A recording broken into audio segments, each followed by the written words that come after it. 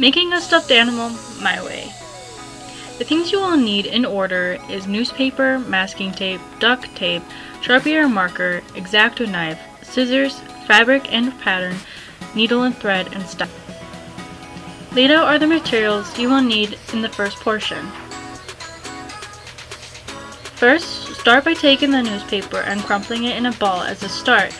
Then use more newspaper to shape it into what you want while using the masking tape to keep it together. Tip: try putting tape strips on the edge of the table to save time.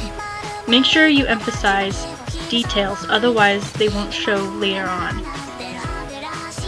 Here I'm also bending the newspaper to bring the shape that I want it. Now take more masking tape and smooth out excess parts you do not want. Now take your duct tape and cover your form or base. The bigger it is, the more duct tape you will need. The smaller it is, the less duct tape you will need. Make sure to cross the tape, otherwise it will fall apart easily later. Cover it till you don't see your base. Now do the same thing you did with the duct tape, but with a masking tape. Make at least 2 layers, or until you can't see the duct tape through the masking tape. Also, remember to cross the tape strips as you did with the duct tape. After you finish with the masking tape, take your marker and mark the places where you wish to cut. This is where you will divide your form for the colors that you want. If you're using fur or a pattern with a direction, I advise marking the direction you want the pattern to go. Include the color fabric you will use for that spot, using abbreviations for each color, like BR for brown, B for black, or BL for blue,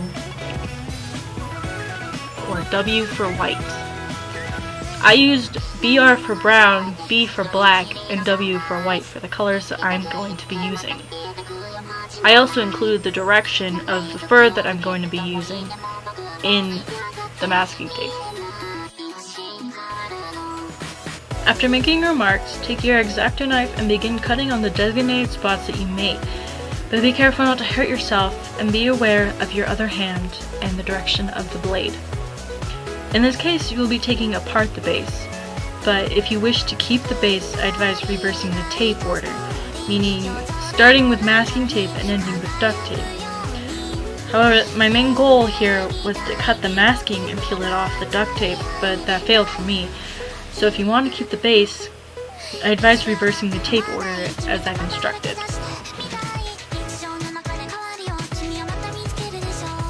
Also, while cutting, try to cut lines on lifted parts to make it flat. The goal is to keep the mask template, the one that you're cutting out, flat to make the new easy to use template later.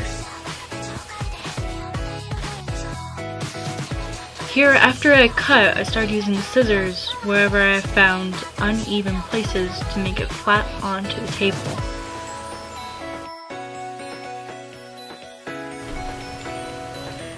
Now gather your pattern paper and the tape you finished cutting.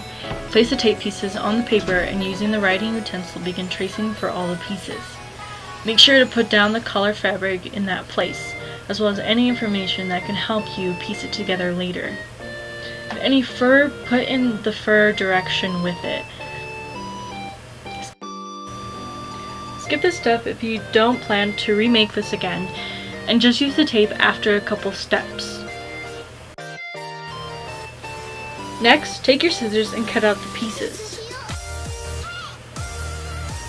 Now, align them up accordingly, then take a picture of it.